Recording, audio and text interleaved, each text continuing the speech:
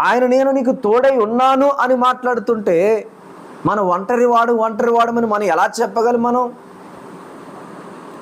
ఒంటరి వారును సంసారులుగా చేస్తాడని దేవుడైనా యాకాంగులను సంసారులుగా చేసే దేవుడు. మనని ఒంటరిగా ఎందుకు ఉంచాలనుకుంటాడు?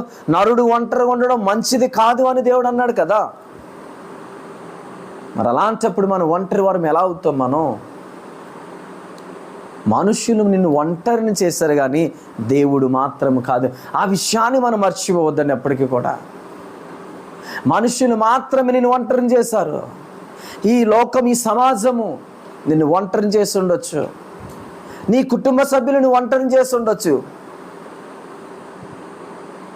అధికారము కలిగిన వారు నిన్ను ఒంటరి చేసి ఉండొచ్చు. పరిస్థితులను ఒంటరిని చేసి ఉండొచ్చు. నీ బలహీనతలు నిన్ను ఒంటరి చేసి ఉండొచ్చు. కానీ నీవు ఒంటరి వాడవు కావు. నువ్వు బలవంతుడవు. నీ దేవుడు బలవంతుడు. నీ దేవుడు అద్భుతాలు చేసే దేవుడు. నీ దేవుడు నోటి మాటతో ఈ సకల సృష్టిని కలగజేసిన దేవుడు.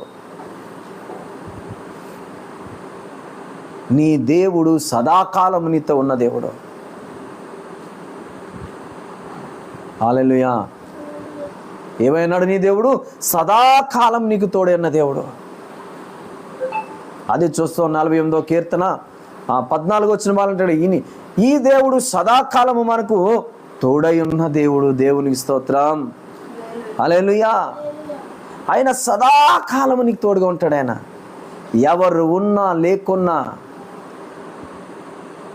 నీతో ఆఖరి వరకు, కడవరి దినము వరకు నీ కొరకు రక్తము కార్చిన దేవుడు మాత్రమే. నీ కొరకు సిలువనెత్తుకున్న దేవుడు మాత్రమే. నీ కొరకు తన రక్తాన్ని వెలగా చెల్లించిన దేవుడు మాత్రమే నీకు తోడుంటాడు. మనం అనుకుంటాం తల్లి, తండ్రి, అక్క, అన్న, తమ్ముడు, భార్య, భర్త వీళ్ళందరూ తోడుంటారని.